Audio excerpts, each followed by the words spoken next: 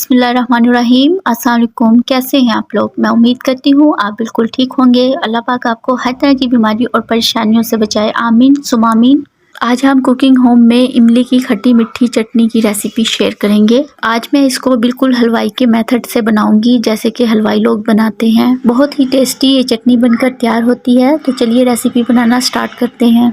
तो यहाँ पर मैंने 100 ग्राम इमली ली है। बाज़ार में दो तरह की इमली मिलती है, एक गुठली वाली इमली मिलती है और एक बगैर गुठली वाली इमली मिलती है। तो हमने यहाँ पर गुठली वाली इमली लेनी है और इसमें हम गर्म पानी डाल के आधे घंटे के लिए रख देंगे, ताकि इसका जो पल्प है वो सॉफ्ट हो जाए और गुठली आसानी से निकल जाए। और आधे घंटे के बाद हम इमली को हाथों की मदद से मैश कर लेंगे और फिर स्ट्रेनर की मदद से इसको छान लेंगे। और यहाँ पर आप देख सकते हैं हमारा इमली का पल्प तैयार है। और यहाँ पर हम एक पैन लेंगे और इसमें हाफ़ टी स्पून ज़ीरा ऐड करेंगे, हाफ़ टेबल स्पून हम इसमें सौंफ ऐड करेंगे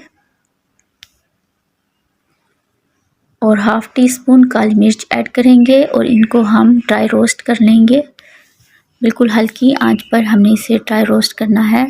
2 से 3 मिनट हम इसे ड्राई रोस्ट करेंगे और फिर हम इसका पाउडर बना लेंगे और साइड पर रख देंगे।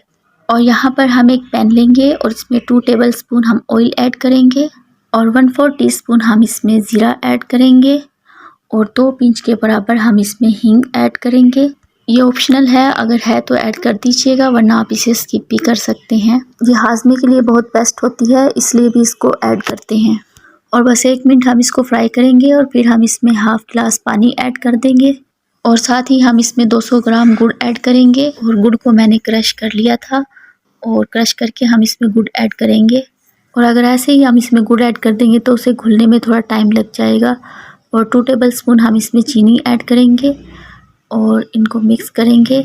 और जब तक हमने इसे पकाना है, जब तक चीनी और गुड़ अच्छे तरीके से मिक्स नहीं हो जाता।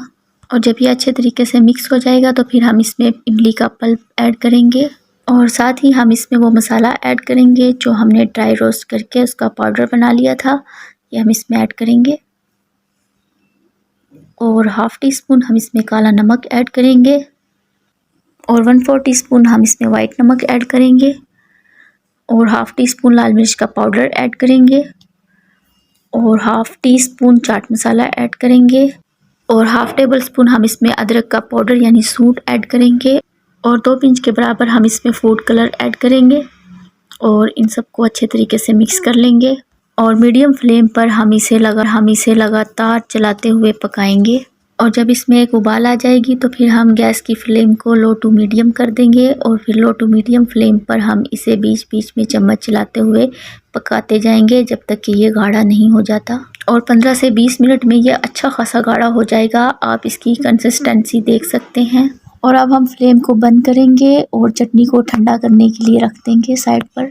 और जब चटनी ठंडी हो जाएगी तो फिर आप इसकी कंसिस्टेंसी देख सकते हैं। और चटनी हमारी बिल्कुल रेडी है।